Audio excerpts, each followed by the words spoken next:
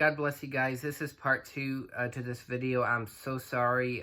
Again, losing space on my phone. I just deleted some videos. But if you haven't watched part 1, please watch it. There's a lot of good stuff in there. I recommend you go back and watch it. I spent a lot of time, putting a lot into it, guys. But anyways, like I said, I'm spending tons of time, sacrifice, guys, to get these prophecies for you, and it takes a long time. And I know, like I said, go back and watch the video. You'll understand everything I was saying. There's a lot of good stuff in there. But I'm studying right now, doing allegory for the Nightmare Before Christmas, and it shows, like I'm listening to Stephen Dolan's occult, exposing witchcraft and everything in the church, and Christmas and all the kinds of things. And mistletoe was a witchcraft thing, and they believed it came from bird droppings, basically bird dung. And you're putting this stuff over your head, it causes poison. And there's also the foreign god Tammuz, and again, Nimrod, representing the sun god, and that's named after June, which that's the month June of Israel is called Tammuz for the sun god Nimrod. And that represents also the mark of the beast coming, and those two witnesses being killed near Christmas time. We know it's going to be Christmas time when people are sending each other gifts and everything, and so that two witnesses would start June sometime, and then in December. But Tammuz and everything, and just learning those Christian things. Tammuz is into those. You'll have to see how it goes. I mean, I'm just doing all this writing on that stuff. The allegory, Jack Skellington being for the man without flesh, and flesh represents the word. It represents word. He says, "Eat my flesh, drink my blood." Yeshua says, meaning eat of my word and drink of my spirit. And so your flesh and your blood, guys, is just a physical representation of the real you, your soul and your spirit. That's all it is. And so to be like Jack Skellington is to be a man without flesh, that is without a soul, without a word, without the word of God, and without his own soul.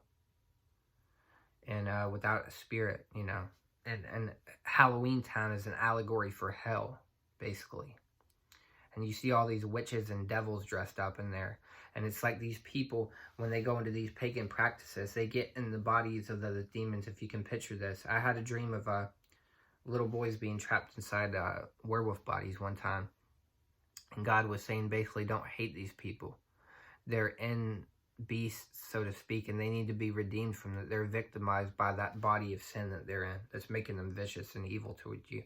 And in the dream, when I stopped saying about the lake of fire and all this thing, which was making them bite me and all these things, I said, there's healing for you. And that beast instantly came limp, and it became docile, almost like a kind creature, an animal, loving to pet. But it was also, speaking of that, because God knows I love pets and everything, but speaking of, don't give up on these people, show mercy to them and everything. And so, but these people that you see, like I said, in Halloween Town, all those devils and everything, they're almost like demons. And when you come into that hell, you're entering into the body of those people, entering into those pagan practices. And that Halloween Town, that tree, there's tree represents people and also represents a body. And they talk about the holiday worlds of old. There's multiple trees. So the revelation God gave me is this tree of the dead in Sleepy Hollow is as the tree of, what do you call it?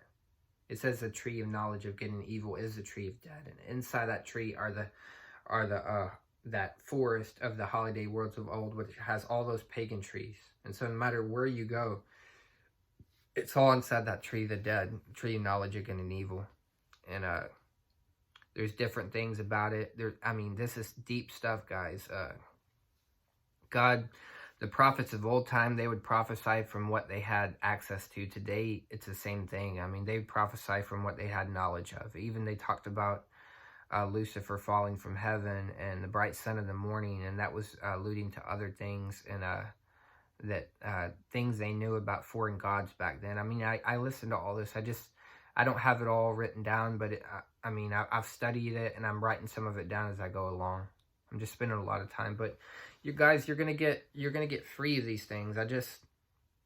For me to be, I was just scattered in my brain. I had so much fear. I had to kind of know the whys of life, and I think you guys need the answers. Why? I mean, not to just tell you Christmas is pagan, but to really show you the satanic roots of it and everything, and to try to show you, explain everything good for you, so you have a full understanding of what I'm presenting to you. And I think that's what got rushed at the Book of Harvest, and I'm going to have more time to go into that, you know, and the Book of Media, the bodies of Media. Media is almost a form of expression. You know, Media was actually a place named Media in Persia. And so that name Media also comes from that, guys, where we get our name Media, and a form of expression. And God's bodies are like, these bodies are like bodies of media, a form of expression he expresses himself through. God likes to. And so it's also alluding to that, but it's called Bodies of Media, and it's mostly about the Babylonian bodies of media. That's what the book is about. Book of Media, maybe sequel, Bodies of Media. Gods that are not. I'm going to write a book like that exposes all the superheroes, you know, the Dark Knight, and all those characters. There's different ones. I don't know. They have clay fighters that they show. They made a game about it called Itchy Ichabod, and it's also like Ichabod Crane, but he has a pumpkin for a head. You know, the Headless Horseman has a pumpkin for a head, so it's almost like Ichabod Crane is a type and shadow of the Headless Horseman in that same show, you know. And in Halloween Town, he's called the Pumpkin King, Jack Skellington. And so when he comes out inside of the Tree of the Dead, he's known as the Pumpkin King. When he comes out, he's known as the Headless Horseman. He comes out into Sleepy Hollow. And so he takes many different forms, and these are almost alluding to the devil. And Jack Skellington, what do you call it? I'm trying to think.